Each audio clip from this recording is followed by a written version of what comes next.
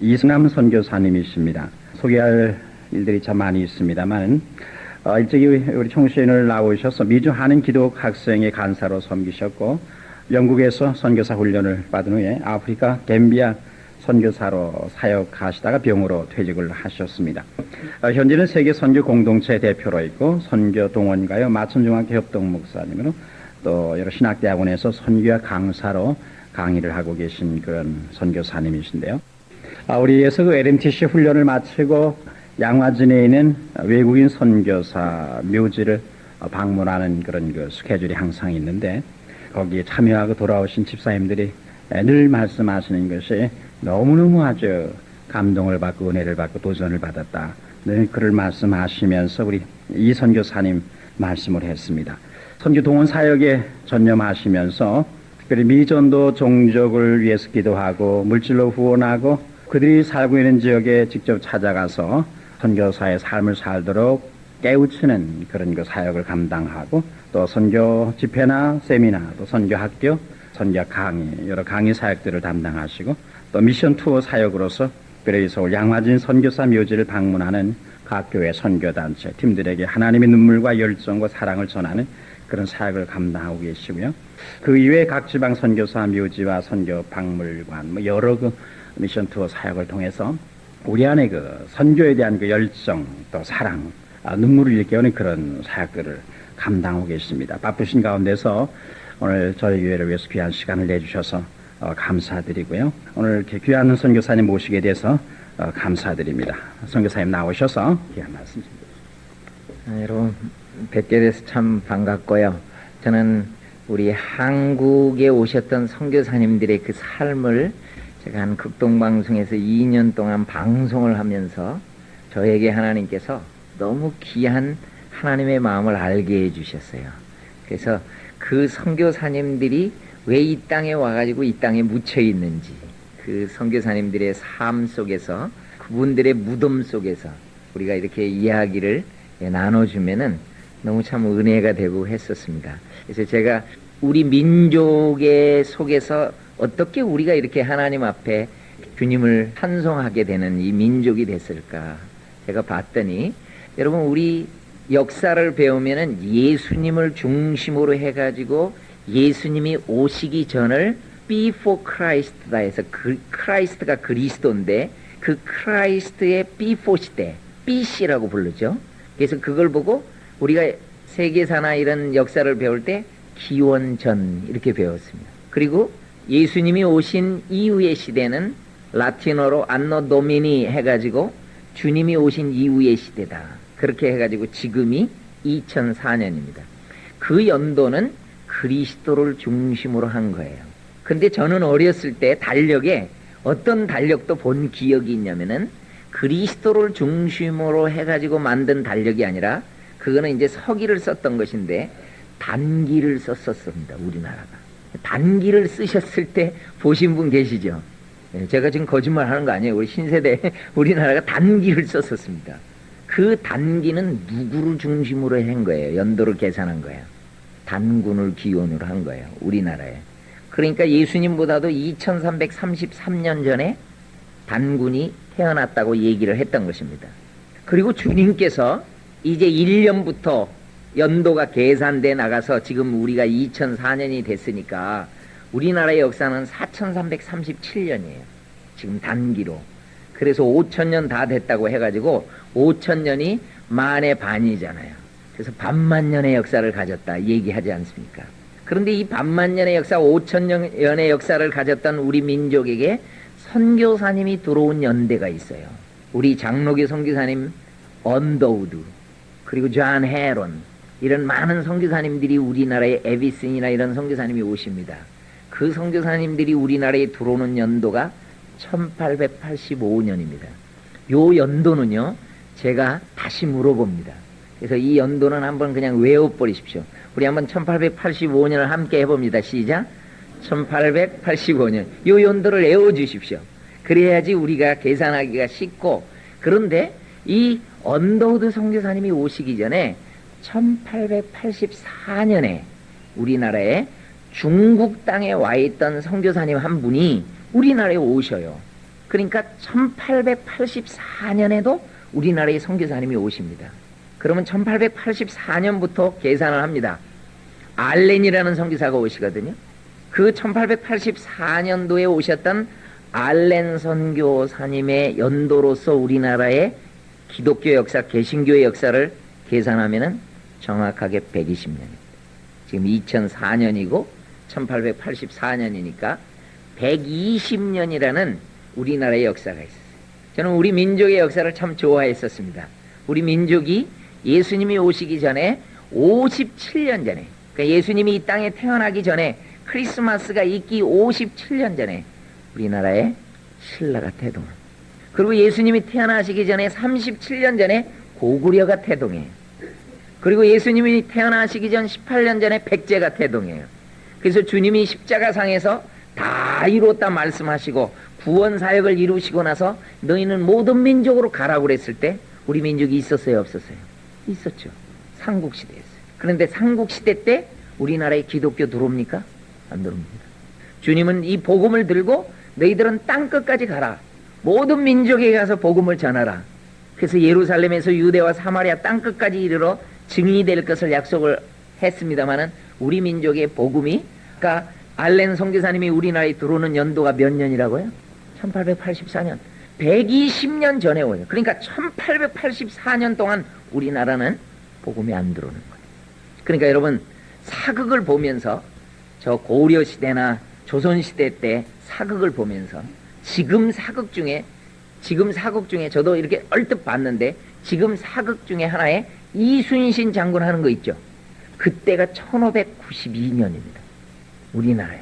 그러면 1592년이라는 그 임진왜란이 7년 동안 일어났던 그 시기에도 우리나라에는 선교사님 없습니다. 그러니까 여러분들 그 사극을 보면서 예수 믿는 장로님, 집사님, 목사님 나오는 사람 봤어요? 못 봤죠. 우리나라의 선교사님이 120년 전에 오시니까 그 전에는 안 오니까 주님은 2000년 전에 가라고 그랬어요. 모든 민족으로. 그리고 이 모든 민족에게 복음이 증거되면은 나는 다시 오겠다 그랬어요. 그런데 우리 민족에게 복음이 너무 늦게 들어와요. 제가 918년에 우리나라의 국호가 바뀌어지는 것을 봤어요. 삼국시대가 저물어 신라가 통일을 했다가 저물어 가면서 후백제가 일어나고 후고구려가 일어나면서 918년에 고려라고 하는 나라가 세워져요. 국호를 그렇게 써요. 고려. 이 고려가 936년에 삼국을 다 통일해요. 그래서 우리나라를 코리아라고 불려지게 돼요. 왜? 고려라는 국호를 썼기 때문에. 태국에서는 까우리라고 부르고 우리 고려라는 이름을 그렇게 발음을 했습니다. 꼬레 꼬레 이렇게 불렀어요. 여러분, 고려의 시조가 누굽니까? 고려를 세우신 시조가 누구예요? 왕건. 고맙습니다. 나는 이런 교회가 너무 좋아요. 대담해. 어떤 교회는 최수정이라는 교회도 있어요. 그런 팀 너무 힘들어. 근데 여러분 한번 보세요. 제가 지금 우리 역사를 지금 여러분에게 이렇게 그림을 그려줍니다. 고려시대 372년에 고구려 소스리망 때 우리나라에 불교가 들어오면서 고려시대 때는 숭불 정책을 써요. 그래서 불교가 흥왕합니다. 그러니까 우리 민족은 1600년 동안 불교의 영향을 받을 수밖에 없었어요. 그리고 고려를 위하군 사건으로 인해가지고 1392년도에 우리나라의 태조 이성계에 의해서 고려라는 국호를 안 쓰고 못 써요. 조선 씁니다. 조선시대에는 숭유정책을 들고 나와요. 유교를 들고 나온단 말이에요. 그럼 한번 보십시오. 우리가 500년 동안 제사문화 속에서 그래서 사는 거예요. 1600년의 불교와 500년의 유교와 그리고 반만년의 저변에 흐르고 있는 샤머니즘, 무속신앙. 우리 민족은 한 번도 하나님의 이름도 못 불러보고 죽어가는 거예요. 그런데 120년 전에 하나님이 이 땅에 선교사님을 이 땅에 보내주셨어요. 저는 너무너무 감사한 거예요. 뭐가 감사하냐면은 하나님, 나는 행복한 시대에 태어났습니다. 나는 복음을 들을 수 있는 시대에 태어났습니다. 내가 사극을 보면서요, 내가 다는 못 보지만은 저 연대가 언젠지는 나는 꼭 짚어봐요. 그래서 왕건 드라마를 할 때 내가 한번 묵상을 해봤어. 하나님, 내가 저 시대에 태어났으면 뭐 했을까요? 당장 응답이 왔어요. 고려군의 쫄병으로 왔어요. 내가 뭘 했겠어. 야, 시대를 잘 타고났다. 나는 예수님을 믿을 수 있는 기회가 주어진 다음에 태어나는구나. 여러분, 그러니까 우리 예수 믿는 거죠. 우리 딸은 모태신앙입니다. 왜? 내가 예수 믿었기 때문에. 그렇지만 우리 시대는 처음으로 예수 믿는 사람들이 참 많았어요. 나는 모태신앙자들을 보면은 참 부럽습니다. 이 짧은 기독교의 역사 가운데 부모님이 신앙생활을 하다니. 어떤 사람은 할머니까지 했다고 그러고 3대 4대 이렇게까지 얘기하는 사람이면요 참 초창기에 믿은 것입니다. 우리나라는 기독교 역사가 짧아요. 100년 간 넘었다고 하는 것입니다. 저는 우리 민족에게 이런 걸 봤어요. 우리 민족이 어떻게 해서 알려지는가 봤더니, 물론 우리나라 속에서 뭐 하멜의 표류기라든지 이런 걸 통해서 우리 민족이 이렇게 조금씩 알려집니다마는, 사실은 우리 민족이 복음화로 알려지게 되는 것은 중국이 1840년도에 아편전쟁이 일어나면서 2년 만에 져가지고 난징조약이 체결되면서 문호가 열려요. 그 틈을 타서 선교사가 들어갑니다. 일본도 1854년에 페리 제독이 대포를 치고 들어가면서 평화조약을 체결한 이후에 1858년부터 미일 수호조약이 체결되면서 문호가 열려요. 그때 선교사님이 들어가 있습니다. 중국에 들어가 있던 선교사님, 일본에 들어가 있던 선교사님들이 미전도 종족을 발견하게 돼요.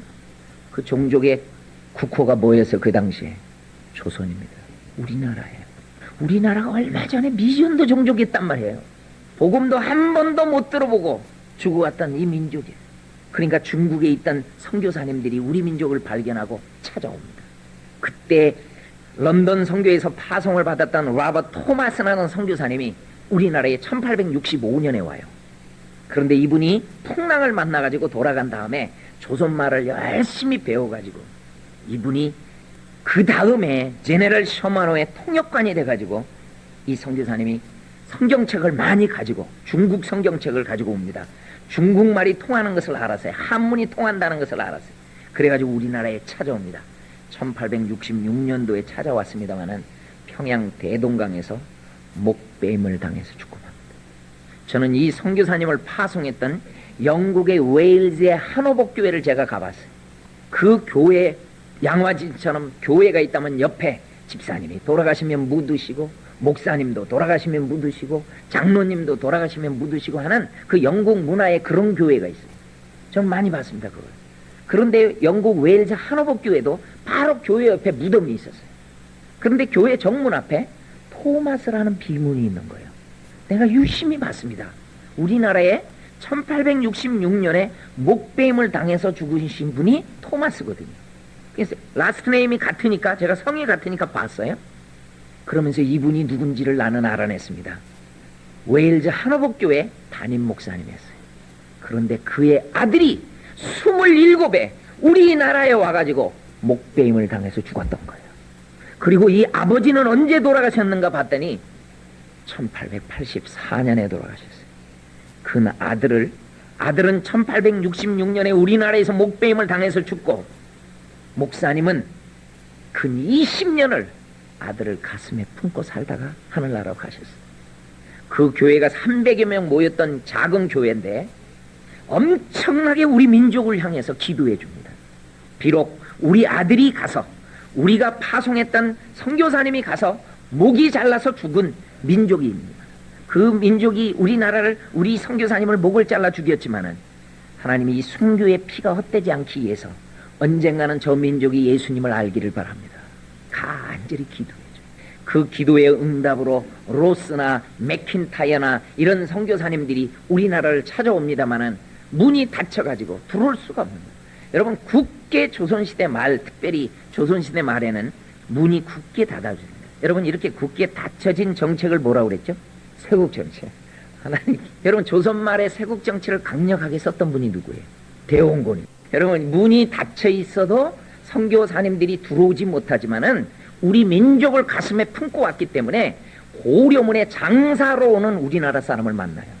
그래서 집중적으로 전도하면서 그분들 가운데 백홍준, 이응찬, 이성화, 김진기 이런 사람들이 4명이 최초로 세례를 받고, 서상윤, 서경조 이런 형제들이 가가지고 하나님을 믿고, 그러면서 이분들이 성경을 번역해요. 우리나라 말로 한글로. 여러분 이게 우리 민족이 축복받은 증거입니다. 우리 민족은요 글이 있었어요. 글이 세종대왕이 글을 만들어놨어요.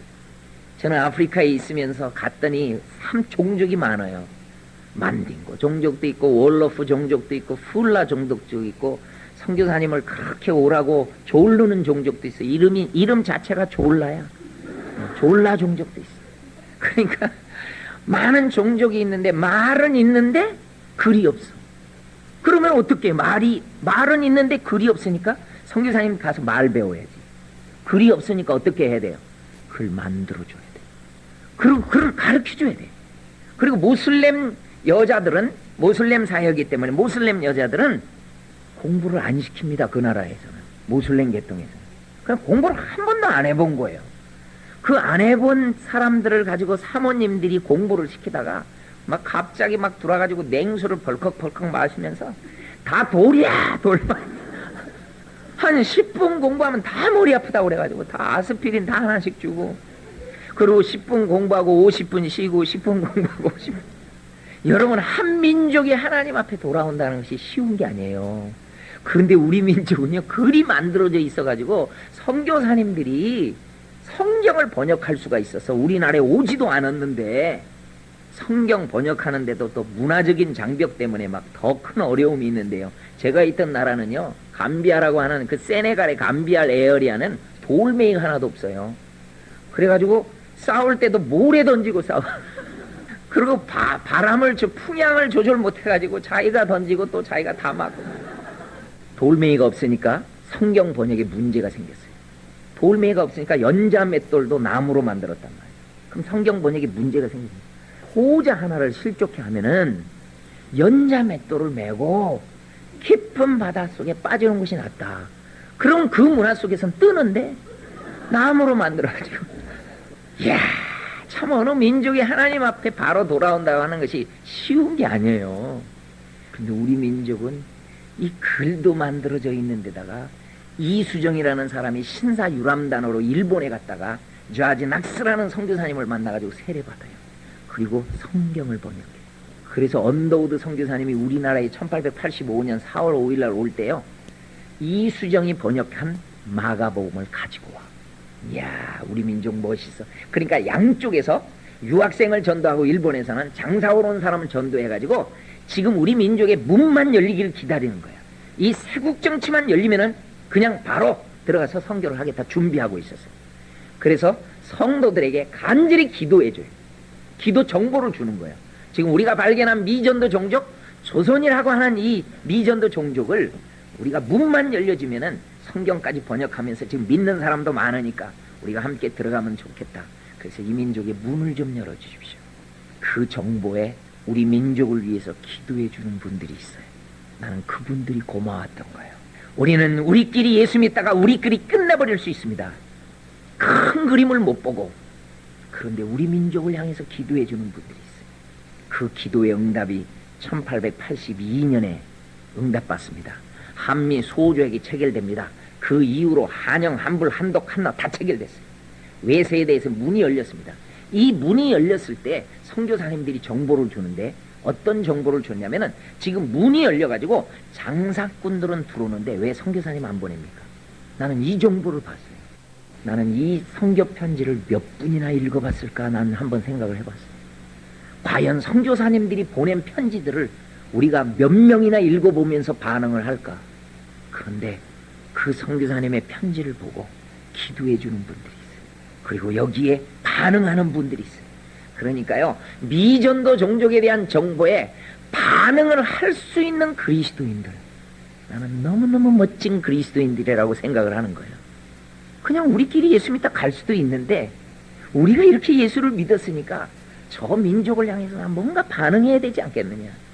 내가 선교사로 못 가면은 기도로라도 하지 않겠느냐. 이것이 참 멋있는 그리스도인들이에요. 그러한 그리스도인들을 저를 한 번만 좀 따라서 해주시길 바랍니다. 세계를 품은 그리스도인. 세계를 품었어요. 하나님이 가지고 있는 하나님의 비전을 같이 품고 있는 거예요. 하나님의 큰 그림을 같이 그리고 그 일들을 이루기를 원하고 있는 분들. 우리 민족에게 구체적인 정보가 들려지는데 한미 수호조약이 체결되니까 미국을 견학가는 사람이 있습니다. 우리나라에 막 가 쓰고 사가 쓰고 이렇게 막 두루마기 입고 미국을 갔어요. 1882년에. 그런데 기차 안에서 한 목사님이, 가우처라고 하는 목사님이, 이분이 세계를 가슴에 품었어요. 그래서 우리 민족을 딱 보더니 통역관을 통해서 선교사가 이 땅에 없다는 것을 알게 돼요. 그런데 미국하고 소조약이 체결됐다는 거야. 야, 이 목사님 너무 멋있어요. 자기 교회에 가가지고 온 성도들한테, 여러분, 내가 오늘 한 민족을 발견했는데 조선이라고 하는 미전도 종족입니다. 이 민족이 우리나라하고 한미 수호조약이 체결돼서 이제 언젠가는 그 땅에도, 그 민족에게도 선교사님이 가야 됩니다. 가려면은 헌금이 필요합니다. 그러면서 이분이요, 교회에서 엄청난 선교 헌금을 모금해가지고 선교 본부에다 올렸어요. 그런데 선교부 목사님들이 우리나라를 몰라. 그러니까 반응이 안 나오니까 이 목사님은 얼마나 멋있는지 일본에 있는 자기 선교사님 맥클레이라는 선교사님한테 헌금과 편지를 주면서, 지금 한국하고 미국하고 소조약이 체결됐으니까 일본은 바로 가까우니까 한번 들어가셔서 우리가 어떻게 효과적으로 복음을 전할지만 좀 알려주십시오. 그래서 맥클레이 선교사님이 우리나라에 1884년 6월 달에 와가지고 고종 황제에게 2가지 윤호를 받아냅니다. 그 윤호가 뭔지 아십니까? 의사를 보내달라. 한번 콜레라가 돌면은 2만 명, 3만 명 다 죽어버리는데, 일본에 있던 김옥준이라는 이분이 나라를 참 사랑했던 분이었어요. 일본에 와 있어서 일본도 콜레라가 돌면 다 죽었는데 이것을 예방하고 막아주는 분들이 있었어요. 그분들이 선교사님 의사였어요. 그러니까 선교는 받아들이지 않아도 의사는 받아들여야 된다. 그래서 고종 황제가 그걸 받아들인 거예요. 그래서 의사를 보내도 된다. 그리고 한미, 한영, 한불, 한독 막 다 체결돼가지고 공관들은 막 오는데 말이 통해야죠. 제 얘기 하나만 통역해 주십시오. What's your name? 지금 여러분 다들 그 당시에 이걸 아는 사람이 누가 있어요? 그러니까 언어 선생님을 좀 3사람만 보내달라. 이 구체적인 정보에 안 믿는 의사가 이 땅에 오겠어요? 안 와요. 안 믿는 언어 선생도 안 와요. 지금은 돈 되니까 오는 거예요. 그 당시에는 아무도. 그 당시에 우리나라 올라면 태평양을 한 달을 건너와야 돼. 목숨 걸고 와야 돼. 누가 안 믿는 사람이 뭐하러 와요? 그러다 보니까 오는 분들이 다 선교사님이야. 나는 그걸 알게 됐어요. 이 땅에 선교의 문은 열리지 않았지만은 언젠가는 열릴 것을 기대하고 지원해요. 우리 장로교 선교사님 가운데 감리교를 통해 다 다른 교파를 초월해가지고 가장 먼저 그 정보에 반응했던 분이 존 헤론이라고 하는 분, 장로교 선교사입니다. 이분이 의사였어요. 그래서 제가 가겠습니다 해서 서류를 냈는데 미국 장로교에서 합격시켜줬습니다. 그래서 이분이 태평양을 가장 먼저 건너와요. 그리고 일본에서 이수정이를 만나가지고 언어를 배웁니다. 이분이 테네시 종합의과대학에서 개교 이래로 공부를 가장 잘한 사람이에요. 머리가 아주 좋아가지고 이분이 우리 글 배우다가 너무 감동을 해요. 이 민족 참 우수한 민족이네요. 하나님, 어쩌면 이렇게 멋있는 글이 있을까요? 어쩌면 이렇게 꼬꼬대 꾀꾀 꿀꿀까지 다 쓸 수 있는 이런 세상에 멋있는 글이 있을까요? 진짜 우리말 멋있습니다. 이 나라에 가장 먼저 가겠다고 그렇게 했는데 왜 이분이 우리나라에 언도보다 늦게 오는가 봤더니 1884년 12월 4일 날 김옥균의 갑신정변이 일어났던 거예요. 그러니까 미국에서 급히 전보를 쳐서 지금 조선에 난리가 일어났으니까 조금만 기다려달라. 우리의 소식이 올 때까지 기다려달라. 그 기다리는 사이에 언더우드가 나중에 파송받은 거예요. 아펜젤라도. 그래가지고 이분이 우리나라에 온 거예요. 그래서 존 헤론도 뒷배로 바로 옵니다. 잘 몰랐죠.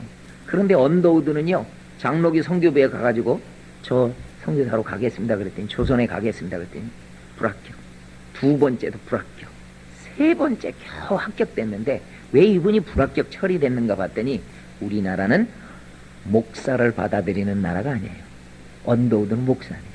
존 헤론은 의사고. 그래서 불합격 처리됐다. 그런데 이분이 그토록 우리 민족을 가슴에 품고 하나님 앞에 기도하면 우리 민족이 가라고 그래서 끝까지 포기하지 않고 가장 먼저 오게 된 영예를 갖고 있어요. 언더우드가. 근데 언더우드 선교사님이 도착했을 때 알렌이라고 하는 선교사님이 벌써 1884년에 우리나라에 와 있었기 때문에 이 갑신 정변이 일어났을 때 민영익이라고 하는 사람이 칼에 맞아 죽습니다. 죽어갑니다. 이 사람을 알렌이 치료해요.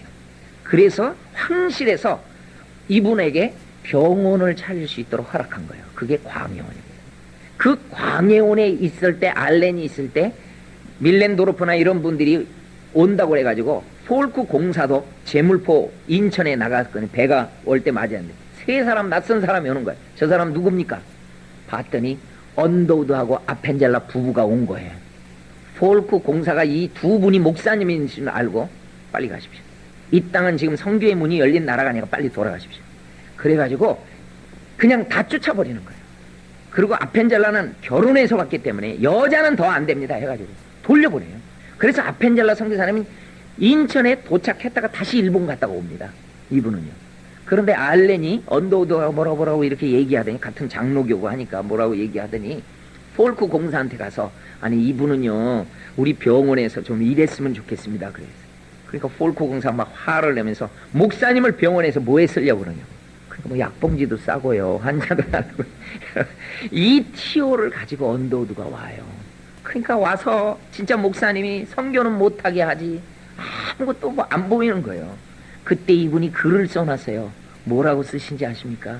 하나님, 우리가 태평양을 어떻게 건너왔는지 그 사실이 기적만 같습니다.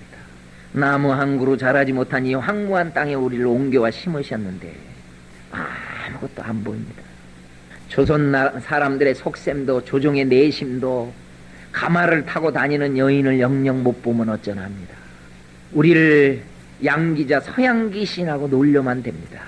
아무것도 깜깜하다. 그런데 이분이 눈물로 기도하는 것이 있어요. 하나님, 그러나 언젠가 이 민족이 하나님을 우리와 함께 찬송할 그날까지 나는 인내하며 참겠습니다. 나는 이 기도가 우리가 응답을 받은 거예요. 이런 분들이 계셨어. 그러면서 조한 헤론이 바로 6월 21일 날 도착하면서 이 선교사님이 병원을 다 책임지게 됩니다. 알렌 선교사님 미국으로 가셔요. 그래서 을지로 2가에다가 제중원이라는 병원이 세워져요. 광해원이 제중원으로 바뀝니다. 그 제중원이라는 병원에서 참 귀한 사역을 합니다. 언더우드하고 조한 헤론은요 나이도 같았어요. 그래가지고 때로는 운동도 하셔요. 같이 테니스도 하시고. 우리나라에 오신 선교사님들이 뭐 야구 이런 것도 많이 보급합니다. 한 우리 한국 선교사님은요 아프리카에서 족구를 보급한 선교사님. 그 저예요. 저 이분들이 테니스를 치니까 양반들이 물끄러미 쳐다보고 있다가 땀 뻘뻘 흘리고 막 나오는 모습을 보더니 혀를 차면서, 이런 힘든 일은 종사서 해도 되는데.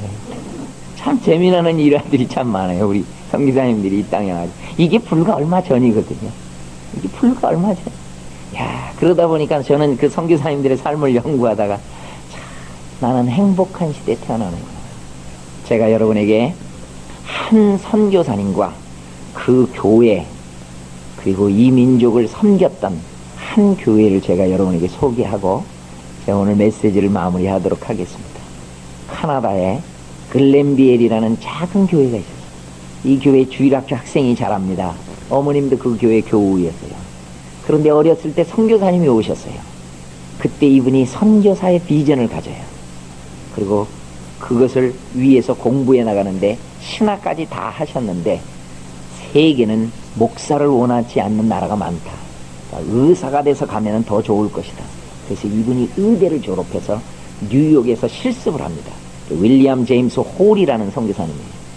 그 윌리엄 홀이 뉴욕에서 실습을 하는데 로제타라고 하는 그 자매님이 역시 그 병원에 실습하러 오셨어요. 그래서 로제타가 같이 근무를 하다가 이 윌리엄 제임스 홀이 얼마나 성실한지, 뉴욕에 그렇게 빈민가에 찾아다니면서 희생적으로 사역하는 것을 보더니 너무 은혜를 받아가지고 이 윌리엄 제임스 홀을 참 좋아해요. 그런데 제임스 홀은 이분이 문에 들어설 때부터 좋아했어.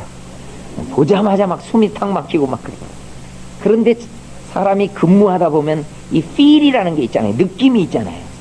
자기를 좋아한다는 것을 알고 프로포즈를 했어요. 근데 단번에 거절당해버렸어요. 그런데 그 거절한 이유가 너무 은혜로운 거예요. 내가 생각할 때는. 왜 거절을 했는가 봤더니 이분은 선교사님들이 존 헤론이나 이런 선교사님들이 우리나라에 와가지고 치료를 하는데 여자들은 죽어도 안 와, 남자한테. 유교에 남녀 7세 뭐에?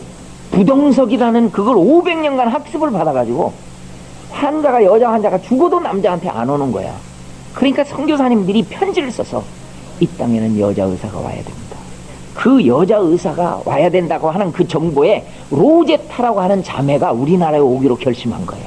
그래서 병원에서 실습하고 우리나라에 오려고 했던 거예요.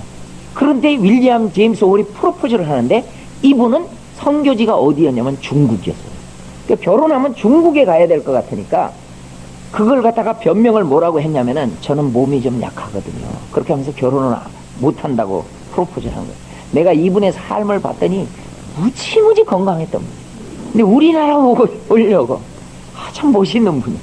그런데 너무 프로포즈를 막 자주 하니까 윌리엄 제임스 홀한테 사정을 얘기를 다 나누게 됐습니다. 그러니까 윌리엄 제임스 홀이 알았다고 하면서 태평양을 먼저 건너가게 해요.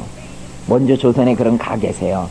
그리고 윌리엄 제임스 홀은요 모든 선교부 목사님을 찾아다녀요. 그러면서 사정합니다. 무슨 사정을 하는가 봤더니 저요 선교지 좀 바꿔주면 안 돼요?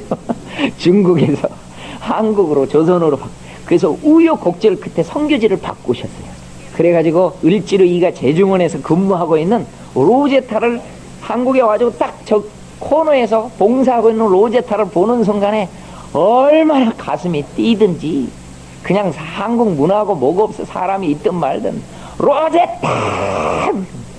그 로제타가 막 근무하다 보니까 성실맨이 찾아왔어요. 제임스 홀하고 막 달려옵니다. 그려줘야 되는데 이게 저 어렸을 때 한국 영화를 보면은요 한국 영화도 남자 여자 막 달려와요. 그래서 한국 영화는요 기껏 달려가지고 또 나무 잡고 따로따로 돌고 있어요. 이분들은 그냥 끌어안고 결혼해서 이분의 결혼식이 서양식 결혼식의 1호예요. 저도 교회에서 서양식으로 결혼했습니다. 제가 몇 호인지 아세요? 몰라요. 근데 이 윌리엄 제임스 홀하고 로제타는 1호로 결혼을 하셨어요. 바로 평양으로 발령내버린 거예요. 야, 우리나라 오신 선교사님 너무 멋있어요. 지금 한국 교회 선교의 문제점은 뭐냐면은 너무 들어가 있는 곳에 또 들어간다는 거예요. 그런데 우리나라 선교사님들은요 지역이 딱 분할돼 버립니다. 서울에 몇 명 있으면 된 거예요. 그분이 서울 맡고 자네들은 평양, 부산, 전주, 대구 다 흩어져. 그래서 이분은 평양을 개척하라고 한 거예요. 초창기에.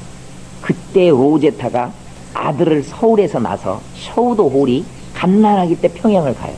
근데 그 셔우도 홀 선교사님의 2대 선교사님이거든요. 그 선교사님의 글을 보면은 자기는 갓난아기 때부터 선교했대. 아니 베이비가 무슨 선교를 했나 봤더니 엄마한테 들은 얘기를 썼는데 자기가 너무 예뻐가지고 진짜 예쁘더라고요. 사진에 사람들이 자기 구경하려고 너무 왔다는 거야. 자기가 선교 동원했다는 거야. 그런데 사실은 어머니 때문에 평양에 안악내가 서양 외 여자로서는 처음 온 거예요. 남녀 7세 부동석은요 절대로 남자들이 있을 때 못 옵니다.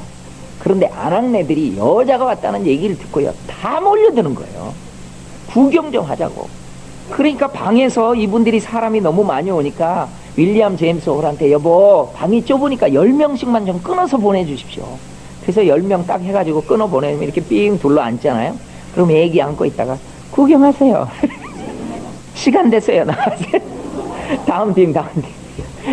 너무 사람들이 많이 오니까 마당에 나가서 멍석 펴놓고 맘대로 하세요. 맘대로. 그때 막 사람들이요 눈 뒤집어 보고요 파란 눈을 처음 봤다고.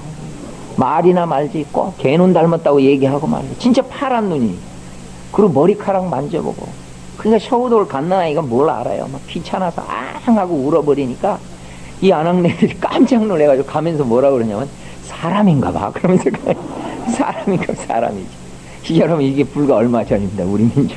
그렇게 우리 선교사님들이 선교를 해요. 우리나라에. 우리 선교사님들이 그 장로교 선교사님인 세미얼 모펫이라는 선교사님이 평양에 가서 같이 개척을 하시는데요. 이 선교사님이 평양을 개척할 때 평양은 박치기하고 돌팔매질하는 깡패들이 많아요. 돌이 날라와가지고 세미얼 모펫 선교사님 턱이 날라가 버려요. 그 세미얼 모펫이라는 선교사님이 한국 이름을 참 아주 멋있게 줬어요. SAM 해가지고 그 샘 이렇게 사뮤엘 이렇게 나가니까 이름이 한국 이름이 삼열이야. 삼열이고 모펫은 또 더 예쁘게 졌어요. 마포로 졌어. 그래가지고 세미얼 마포 삼열이라는 유명한 성기사예요. 그 평양에서 돌에 맞아가지고 턱이 날아가 버립니다. 그 깡패가 누구냐면 이기풍이에요. 여기서 많이 들어오지 않았어요? 이기풍 목사님. 1907년도에 7명의 장로교 목사님이 처음으로 배출되는데 그 중에 한 분이 이기풍이에요. 이분이 7명 중에 한 분이 이분이 나를 선교사로 보내달라고 그래요. 그래서 완전히 타문화권인 제주도로 선교사로 보내버렸어요. 제주도 가서 말이 안 돼. 여러분 제주도 방언 못 알아듣습니다. 지금도 할머니 할아버지는 완전 방언입니다. 이거는. 그러니까 말에 힘들어하고 그냥 뱀신 성기지. 얼마나 1901년에 일어났던 또 이재수의 남 때문에 예수의 예자도 못 꺼내지. 이기풍 선교사님이 너무 힘들어가지고 세미얼 모페 선교사님한테 마포 삼열 선교사님한테 편지를 썼어요. 제주도 선교 너무 힘들다고. 그랬더니 답장이 왔는데 뭐라고 왔냐면 나는 자네가 던진 돌의 상처가 아물지도 않았네. 이렇게. 그거 그렇게 회개했던 건데 또다시 회개하고 제주도 선교를 감당하는데 여러분 사뮤엘 모페 선교사님이 그렇게 쓴 중심이 있어요. 이분이 평양을 개척하는데 한 주막집에 성경으로 도배가 돼 있는 것을 봤어요. 중국 성경이.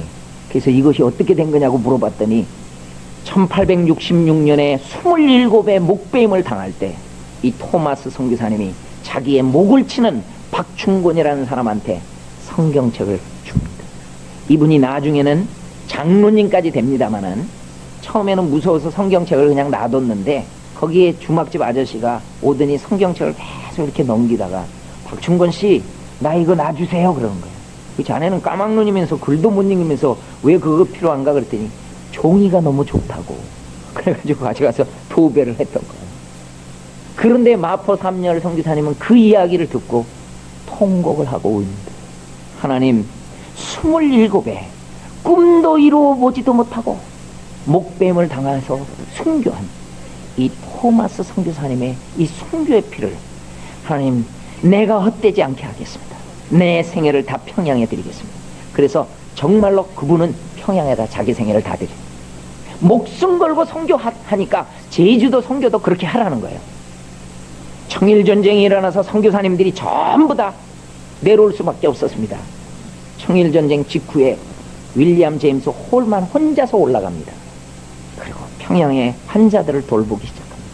기도하면서 하나님이 이 땅에 복음의 문을 좀 열어주십시오. 너무너무 안타까운 것은 이분이 전염병에 감염돼 버렸어요. 의사가 하나도 없어서 일본군 폐잔병의 배에 실려가지고 급히 서울로 왔는데 늦은 거예요. 그때 로제타가 셔우도 홀이 막 1살 때 돌잔치도 못 와봤어요. 그리고 로제타가 임신 7개월 때 자기 남편이 이 땅에 온 지 2년 만에 목숨을 잃는 거예요. 그래서 양화진 땅에 이 선교사님이 2번째 묻힙니다. 존 헤론 선교사님이 이 땅에 오신 지 5년 만에 순교하면서 그 양화진 땅을 고종 황제가 하사했어요. 서울의 합정동에. 그 선교사님을 묻을 수 있는 땅을 준 겁니다. 그래서 거기에 선교사님이 묻혀요. 2번째 윌리엄 제임스 홀이 묻힙니다. 그때 로제타는 모든 편지 온 것들을 모아가지고 책을 써놨는데 제가 그 책을 보면서 참 많이 울었어요. 로제타의 시누이죠. 윌리엄 제임스 홀의 누이 동생이 편지를 썼는데 언니는 사랑하는 남편을 잃었지만은 저는 사랑하는 오빠를 잃었습니다. 눈물의 글을 쭉 써 내려가다가 우리 집 식구들은 이제 어느 정도 안정을 되찾고 있습니다. 그러면서 맨 뒤에 뭐라고 썼나 봤더니 우리 어머니 외에는 그 말이에요. 어머니는 아들을 장남으로 길러서 의대를 졸업시켜서 의사 만들어서 이 땅에 선교사로 보냈는데 2년 만에 죽었다는 소식이 어머님의 가슴 속에 들려질 때는 견딜 수 없는 고통이 있었어요. 나는 그때 알았어요. 하나님, 내가 이렇게 예수 믿은 것이 그냥 믿은 것이 아니네요. 얼마나 많은 사람들의 이 희생의 삶 뒤에 내가 하나님을 믿게 되는지. 로제타의 어머니가 눈물의 글을 보내왔는데 사랑하는 딸 로제타야, 나는 눈물로 이 짧은 글을 쓴다. 어떠한 환경에서든지 낙심하지 말고 하나님만 바라봐라. 대신 네가 임신하고 있는 아이를 위해서는 미국에 좀 왔다 가라. 그래서 이분이 미국에 건너가서 에디스라는 딸을 낳습니다. 이 딸이 어느 정도 성장했을 때 남편 교회, 글렌비엘 교회를 난생 처음으로 가보는 거예요. 결혼은 우리나라에서 했죠. 셔우도울 우리나라에서 태어났죠. 자기 딸 미국에서 태어났죠. 글렌비엘 교회 카나다 교회인데 카나다까지 간 거예요. 처음으로 간 거예요. 여러분, 그 카나다의 글렌비엘 교회가 비록 자기 모교회 출신 윌리엄 제임스 홀은 한국 땅에 가서 2년 만에 순교했지만 그의 부인이 지금 오고 있습니다. 그의 아들이 옵니다. 그의 딸이 오요. 그때 이 교회는 따뜻하게 환영식을 마련해 줍니다.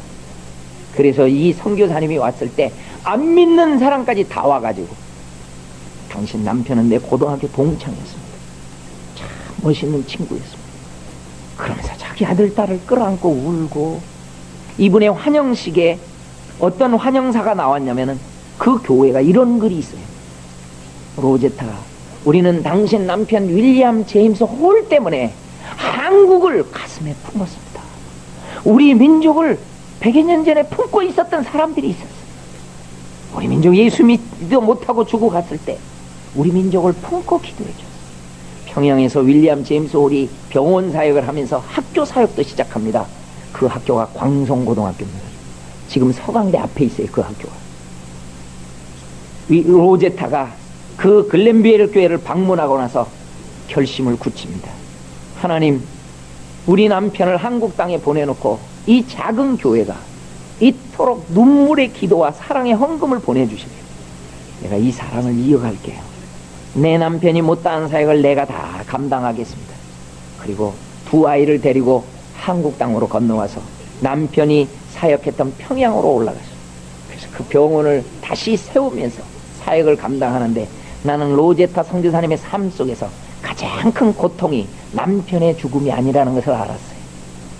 자기의 딸 에디스가 평양에서 살아갈 때, 3살 때 우리나라의 풍토병을 이겨내지 못해 그리고 3살의 목숨을 잃는 거예요. 그래서 양화진 땅에 이 딸을 다시 묻습니다.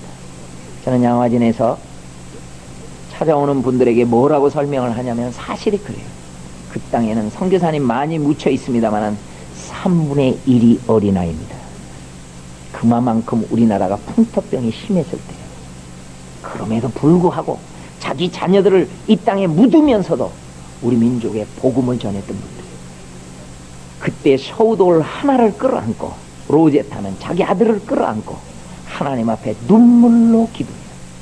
내 남편이 하늘나라에 가고 내 사랑하는 딸도 하늘나라에 갔지만 우리 아들 셔우도울하고는 이 땅을 내가 절대로 포기하지 않고 우리 아들과 나는 끝까지 이 민족을 섬기게 도와주세요. 그리고 이분이 84살의 나이까지 하나님께서 건강의 축복을 주시면서 많은 사역을 이루어내는데, 평양의 병원은 물론이고 이분의 세운 열매가 동대문 옆에 있는 2대 부속병원이 로제타의 산물입니다. 여러분, 인천에 가면 기독병원이 있는데 기독병원이 로제타의 산물입니다. 이분이 우리나라에서 특수교육을 가장 먼저 시작합니다. 맹인을 위한 점자도 로제타에서 나옵니다. 엄청난 사역이 나왔다. 저는 양화진의 110주년에 선교사님 묘에서 기념예배가 있었어요. 로제타에. 그런데 고려대 의사들하고 교수님이 온 거예요. 그래서 이게 어떻게 된 건가 봤더니 이분이 세운 여자 전문 의과대학을 고대가 인수인계했던 거예요. 얼마나 많은 사역이 많은지 모릅니다. 이분이 평양에서는요, 한 길에서 쓰러져서 죽어가는 이 소녀를 데려다가 집에서 입히고 가르치면서 자기 아들을 돌보게 해요. 그러니까 셔우도홀은 자랄 때 그 한국 이모 하면서 참 잘 따랐어요. 그런데 로제타가 얹청이를 수술하는 것을 보더니 이분이 하나님 나 의사 될래요. 그래서 박유산이라는 사람과 결혼시켜가지고 미국에 유학을 보내가지고 세례명을 박에스더라고 씁니다. 여러분, 한국교회사 유명한 분입니다. 박에스더. 2대를 졸업해서 최초로 서양에서 여자 중에서 우리나라에 최초로 의사가 된 분이 바로 박에스더입니다. 이분을 로제타가 길러냈어요. 그런데 이분이 평양에 와가지고 사역을 하는데 셔우도홀이 요만한 10대 때 자기 사랑하는 이모가 결핵을 견디지 못하고 죽는 거예요. 그때 셔우도홀이 눈물로 하나님 앞에 기도하는 것이 뭐냐면은, 하나님, 우리 이모를 데려간 이 결핵을 내가 이 땅에서 다 퇴치해버리겠습니다. 그 결심을 하고, 하나님, 나는 결핵 전문 의사가 돼서 다시 옵니다. 그리고 미국에 건너가서 아버지의 뒤를 이어서 이분이 의대를 나와서 결핵 전문 의사가 돼요. 그리고 한국의 마리안이라는 여사하고 마리안 선교사님과 결혼해서 우리 한국 땅에 2대 선교사님으로 사역을 하는데, 황해대 해주에서 멋진 사역을 펼쳐나갈 때 이분에 의해서 결핵 요양소가 세워지게 되고, 이분에 의해서 크리스마스 시일이 시작돼요. 나는 크리스마스 시일을 그때 알았어요. 우리 초등학교 때도 많이 사봤는데, 이걸 알았더라면, 진즉 알았더라면 좀 많이 살 텐데 몰랐죠. 이 쇼도울 선교사님이 이 사연을 가지고 결핵을 퇴치해 나가는 거예요. 결핵협회가 그래서 생겨집니다. 이분이 1940년도에 미국과 일본에 태평양 전쟁이 일어나니까 일본이 우리나라에서 선교사 한 사람도 남기지 않고 다 추방해버립니다. 이분은 본국에 안 갑니다. 인도에 가셔서 이분이 조선 해상이라는 책을 써요. 자기가 어렸을 때 평양에서 자전거를 타고 다닐 때 사람들이 막 신기하게 쳐다봤던 그런 모습이라든지, 자기가 자라면서 선교사님 자녀들이 어리다가 크니까 아이들을 공부해야 되니까 평양에 외국인 학교가 생긴다든지, 이런 이야기를 잘 많이 써놓습니다. 자기는 미국에 가서 공부할 때 학비가 없을 때는 조선 옷을 가지고 갔었기 때문에 조선 옷을 입고 미국 교회에서 간증할 때 그렇게 해서 도움을 받는다든지, 또 의대가 학비가 비싸니까 하나님 앞에 간절히 기도하고 이렇게 하면은 어느 교회 갔더니 한 분이 자기가 이야기를 하는데 계속 뒤에서 울고 있다가 끝나고 나서 자기를 확 끌어안더니, 내가 너희 아버지 친구다 그러면서 학비를 대준 이야기라든지, 어렸을 때 연립주택을 관리를 이렇게 공사까지 이렇게 한국말을 잘하시니까 다른 선교사님들의 연립주택을 지어줄 정도로 한국이 완전 고향입니다. 이분은 이런 얘기를 다 써요. 그리고 캐나다 밴쿠버에 은퇴해서 쉬고 있을 때 김동열이라는 학생이 그 책을 보게 돼요. 눈물로 번역합니다. 이 번역된 책을 결핵협회 원장이 본 거예요. 우리 결핵협회가 이렇게 생겨나는구나. 너무 은혜가 돼가지고, 이 선교사님이 지금 살아계시는 나이가 몇일까 계산을 했더니 두 분 다 90이 다 넘으신 거예요. 다 하늘나라 가셨겠구나. 한 분이라도 살아계실까 해가지고 수소문을 해봤는데요, 이분들이 90이 다 넘었는데 두 분이 다 살아계신 거예요. 그래가지고 이분을 초대합니다. 1984년에 우리나라에 오셔요. 그래서 광성고등학교에 아버지가 세운 학교죠. 거기 채플 시간에, 예배 시간에 수많은 학생들과 교직원 앞에서 한국에 있는 사랑을 얘기해요. 그때 모든 사람이 눈물바다가 돼요.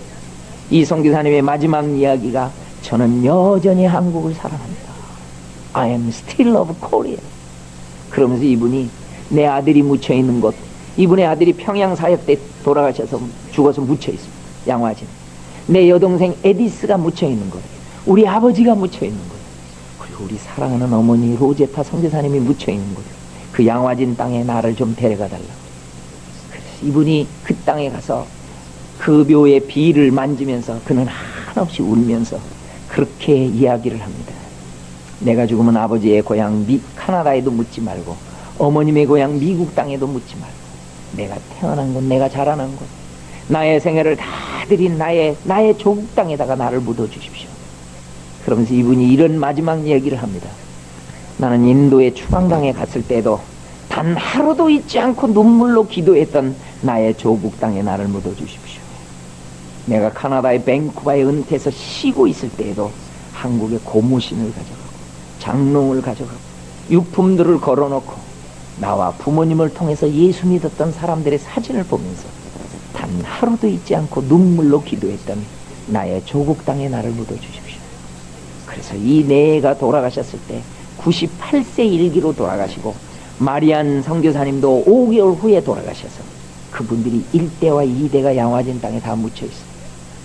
저는 그 선교사님 묘에서 수많은 한국 성도들을, 또 선교단체의 선교사님으로 가실 분들을, 그런 분들을 전부 제가 소개를 할 때마다 하나님께서 저에게 주시는 마음이 있어요. 그리고 그 얘기를 듣는 성도들이 동일한 마음을 간직하게 하는 것을 보게 됐어요. 나는 그때 주신 하나님의 마음입니다. 너희 민족이 5,000년 동안 하나님 없이 살았잖아. 단 한 번도 아버지의 이름도 못 불러보고 살았잖아. 1600년 동안 불교로 우상 숭배하고 500년 동안 유교로 제사 문화 속에서 하나님 없이 살때, 근데 100여 년 전에 이 하나님의 마음을 품고 이 2억만일 이 땅을 건너와서 이 땅에서 복음을 전했던 이분들의 희생의 삶이 지금의 한국교회를 만들었고, 바로 우리에게 새 생명이 간직한 거예요. 우리가 그래서 찬송한 거 아니에요? 나는 그래서 선교라고 하는 단어가 그렇게 내 가슴 속에 귀하게 박혀 있습니다. 이건 생명을 살리는 역사. 선교사님을 이 땅에 보내놓고 선교사님만 사역하는 게 아니거든요. 눈물로 금식하면서 헌금하는 분들이 있거든요. 그렇게 무릎으로 기도해 주는 분이 있거든요. 내가 선교지에 가지 못하더라도 내가 직접 선교에 같이 기도하고 물질로 동참하면서 함께 이루어집니다. 나는 이 땅을 후원했던 분이 금식하면서 헌금하는 것을 봤어요. 여러분, 일제가 우리나라를 우리나라를 식민 통치할 때 가장 이분들이 싫어하는 것이 뭐였냐면은, 이 민족 의식만 없으면은 식민 통치가 쉬운데, 이 민족 의식이 말살이 안 되는 데가 미션 스쿨이야. 선교사님이 세운 학교. 그래서 선교사님이 세운 학교를 다 폐교시켜 버립니다. 근데 이유가 없잖아요. 구실이 없잖아요. 그러니까 폐교를 시킬 때 어떤 구실을 붙이냐면 시설 부족 해가지고 폐교시켜 버려요. 이 이야기가 선교사님들이 눈물로 쓸 거 아닙니까? 그 글을 보는 거예요, 성도들이. 한 성도는요, 그 선교 편지를 보고 금식하면서, 돈이 없으니까 금식한 헌금을 보내요. 이 이야기를 들었던 성도들이 함께 금식에 동참해요. 멜버른이라는 학교에 다녔던 학생이 자기 부모님이 금식하는 것을 보더니, 엄마 왜 그래요? 아버지 왜 그래요? 그러니까 그 이야기를 듣더니 이 학생이 반에 가가지고 이 이야기를 들으니까 학생들이 결정을 합니다. 우리도 아침마다 금식하자. 그래가지고 이 헌금이 군산에 있는 선교사님한테 와요. 그래서 군산에 멜본이라는 학교가 생겨요. 광주에 있던 어떤 선교사님은 이 글을 본 어떤 성도가, 스피아라고 하는 성도가 있었어요. 이분이 엄청난 금액을 후원해줘요. 그래서 광주에 수피아 여고가 생깁니다. 나는 이 땅이 선교될 때 병원이, 존 헤론이 돌아가시고 순교한 다음에 에비슨이라는 선교사님이 사역을 감당하다가 너무 힘들어할 때 그 이야기를 듣고 세브란스라는 사람이 도와줘. 그래서 그 돈으로 병원을 지면서 세브란스 병원이 되는 거예요. 야, 이게 불과 100년 만인데 지금 우리 한국교회에게 또 다른 민족에 대한 이야기가 들려오고 있습니다. 단 한 번도 과거에 우리 민족처럼 죽어가는 민족의 얘기가 들려와요. 과연 우리는 우리끼리 알다가 우리끼리 천국 가버리면 끝나는 것인지, 아니면 우리 민족을 그토록 위에서 눈물로 금식하면서까지 기도하고 헌금해줬던 그분들의 반응을 우리가 일으킬 수만 있다면 우리처럼 또 다른 민족의 하나님을 믿게 될 텐데, 여러분, 우리 교회를 통해서 이 역사들을 일으킬 수 있는 이 귀한 은혜가 우리 속에서 나타나기를 바랍니다. 기도하시겠습니다. 여러분, 이 시간에 통성으로 같이 기도할 때 우리 반주자 나오셔서 세상 모든 민족이 반주해 주시고, 저와 여러분들은 하나님 앞에 이렇게 기도하도록 하겠습니다. 제 기도 제목을 잘 듣고 이렇게 기도해 주십시오. 첫 번째, 감사해 주십시오. 우리 민족이 하나님 없이 살다가, 이렇게 하나님 없이 살다가 5,000년 동안 아버지의 이름도 못 불러보고 살다가 이렇게 하나님을 부를 수 있는 이 기회를 주심을 감사하고, 행복한 시대에 태어난 것을 감사하십시오. 그리고 단 한 번도 복음을 못 듣고 죽어가는 그 민족에게 우리는 어떻게 반응해야 되는지, 하나님, 우리도 기도로 반응하겠습니다. 물질의 영역을 넓히겠습니다. 하나님, 우리 한국교회에서 영광스러운 선교사의 삶으로 반응하는 역사가 많이 일어나서 또 다른 민족도 우리 민족처럼 하나님 앞에 돌아오게 해달라고 우리 통성으로 같이 기도드리십니다.